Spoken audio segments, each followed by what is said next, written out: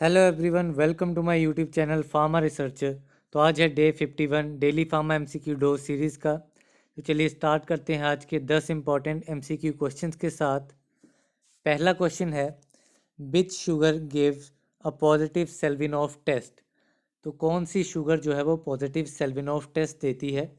तो जो भी हमारी हेक्सोस शुगर्स होती हैं, हेक्सोस शुगर्स हमारी पॉजिटिव सेल्विनॉफ टेस्ट जो है वो देती हैं। तो इसमें जो हमारा फ्रक्टोस है, फ्रक्टोस एक हेक्सोस शुगर है एंड फ्रक्टोस हमारा एक पॉजिटिव सेल्विनॉफ टेस्ट जो है वो देगा। अब इसी पे एक और, सेल्विनॉफ रिएजेंट की कंपोजिशन क्या होती है। सेल्विनॉफ रिएजेंट की कंपोजिशन क्वेश्चन आया हुआ है।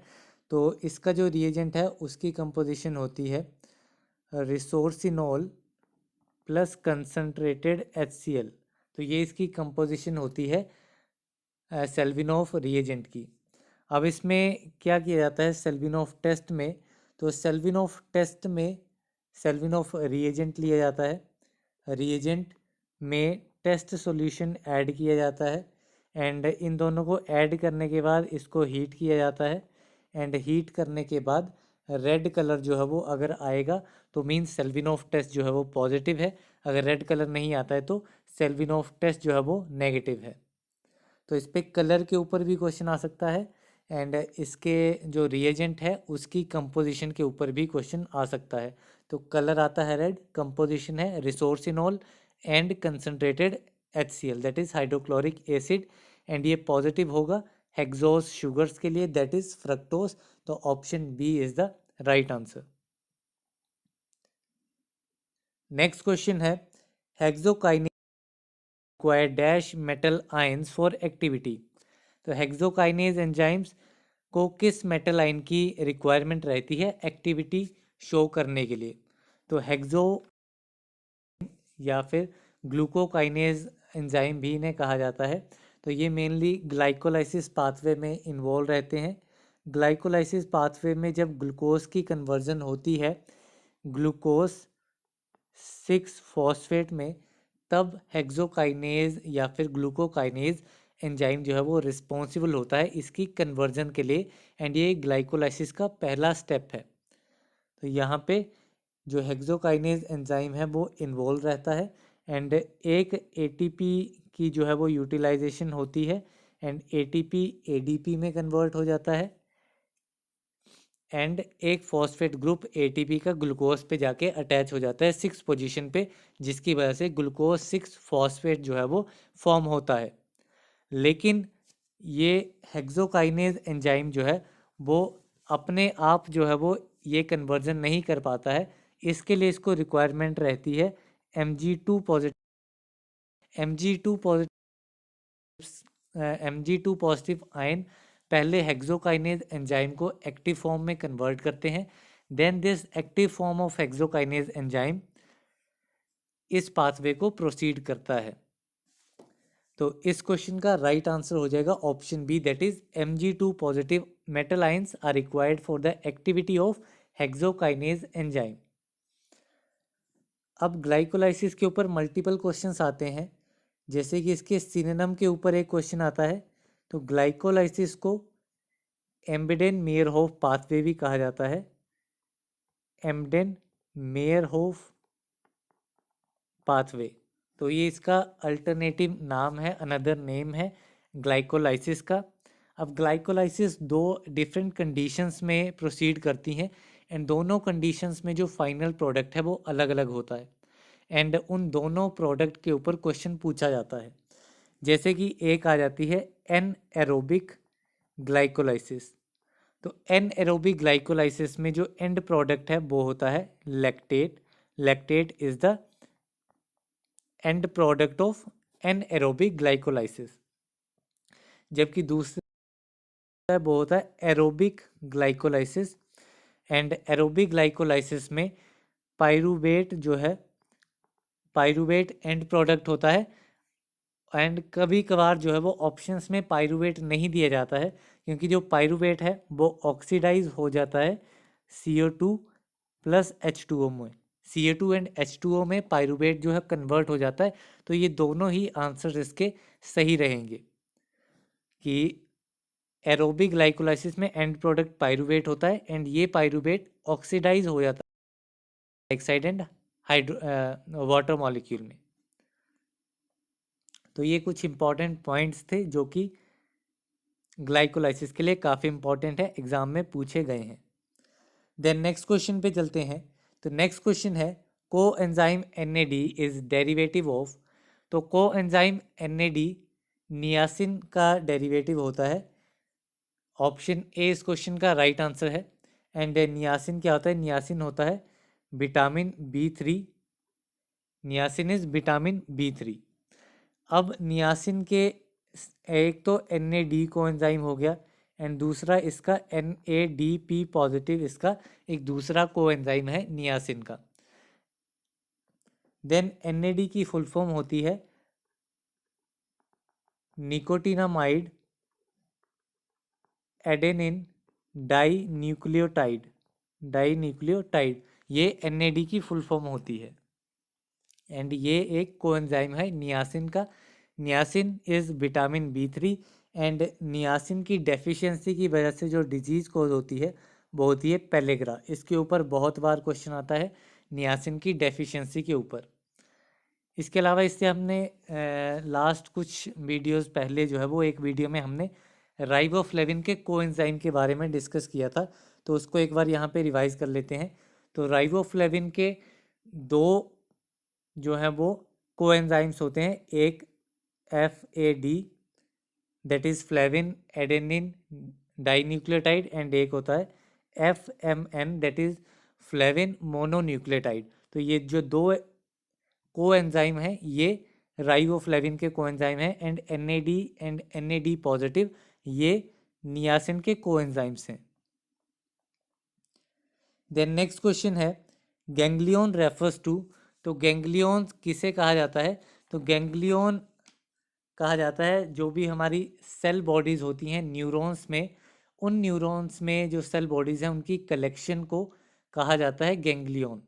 बेसिकली ये जो सेल बॉडीज़ होती हैं न्यूरॉन्स की, ये पेरिफेरल नर्वस सिस्टम में होती हैं।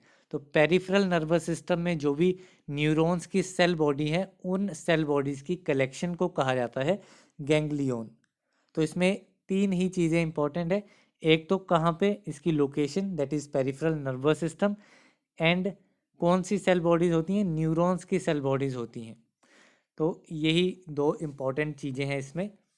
तो गैंग्लियन का option C is the right answer. Then next question है middle protective covering layer of brain is. तो ब्रेन की मिडल प्रोटेक्टिव कवरिंग लेयर कौन सी होती है? तो मिडल की जो ब्रेन होता है ब्रेन की डिफरेंट कवरिंग लेयर्स होती हैं। जो इनर लेयर होती है पिया matter. This is the inner layer is पिया मैटर एंड ये काफ़ी डेलिकेट जो है वो काफ़ी डेलिकेट लेयर होती है। देन इसके बाद आती है मिडल लेयर होती है हमारी अरेक्नोइड मैटर जो है वो एक मिडल लेयर होती है। ये एक वेब लाइक स्ट्रक्चर होता है जो कि फ्लूइड के साथ फिल होता है, जो कि ब्रेन को एक कुशन की तरह काम करता है। तो पिया मैटर होगी inner delicate layer, middle layer होगी अरेक्नोइड लेयर एंड जो डुआ मैटर होती है outer layer. डुआ matter is outer layer and ये काफ़ी टफ इन नेचर होती है। तो ये तीन मेन जो लेयर्स हैं ब्रेन की। तो इस क्वेश्चन का राइट आंसर है ऑप्शन सी, क्योंकि मिडल प्रोटेक्टिव कवरिंग लेयर पूछा था। तो मिडल प्रोटेक्टिव कवरिंग लेयर जो है वो है अरेक्नोइड मैटर, इनर आ गई पिया मैटर एंड आउटर आ गई ड्यूरा मैटर। नेक्स्ट क्वेश्चन है an adult has dash number of teeths of incisors in total. तो एक अडल्ट जिसमें कंसीडर किए जाते हैं 32 टीथ्स, तो उसमें कितने नंबर ऑफ इंसीजर्स होते हैं? तो टोटल 32 टीथ्स होते हैं एंड मेन जो है वो चार टाइप्स होते हैं टीथ के। एक आते हैं इंसीजर्स, दूसरे आते हैं कैनाइंस, एंड कैनाइंस को कस्पिड्स भी कहा जाता है। थर्ड आते हैं प्रीमोलर्स, एंड प्रीमोलर्स को बाइकस्पिड्स भी कहा जाता है। एंड देन फोर्थ आते हैं मोलर्स। अब बात करें इंसीजर्स की, तो इंसीजर जो है वो टोटल 8 इन नंबर होते हैं। केनाइंस जो हैं, केनाइंस टोटल 4 इन नंबर होते हैं। प्री मोलर्स दैट इज बाइकस्पिड्स, बाइकस्पिड्स भी 8 इन नंबर होते हैं। एंड जो मोलर्स हैं, मोलर्स 12 इन नंबर होते हैं। एंड इन 12 में इंक्लूडिंग जो 4 विजडम टीथ्स होते हैं वो भी इन 12 में ही आते हैं। तो टोटल नंबर जो हो गए वो हो गए 32। 8 incisors, 4 canines, 8 premolars and 12 molars. तो इसमें हमें इंसीजर्स के बारे में पूछा गया था, तो इंसीजर्स होते हैं 8। तो ऑप्शन डी इस क्वेश्चन का राइट आंसर है। नेक्स्ट क्वेश्चन है, which of the following is not a function of liver. इनमें से कौन सा एक लीवर का फंक्शन नहीं है। तो लीवर जो है वो सबसे पहले तो ये मेटाबॉलिज्म के लिए रिस्पॉन्सिबल होता है लीवर। तो ये प्रोटीन्स की मेटाबॉलिज्म की साइट है, तो ये तो इसका इम्पोर्टेंट फंक्शन है लीवर का। बाकी लीवर जो है वो सेवरल विटामिन्स को स्टोर भी करता है, तो ये स्टोरेज साइट है विटामिन्स की। एंड मेटाबॉलिज्म करता है, तो ये एक डिटॉक्सिफिकेशन फेज़ 1 फेज़ 2 रिएक्शंस जो हैं वो भी लीवर के थ्रू किए जाते हैं, फर्स्ट पास मेटाबॉलिज्म। तो एक तरह से ये डिटॉक्सिफिकेशन वेरियस ड्रग्स की, इसका काम भी ये करता है।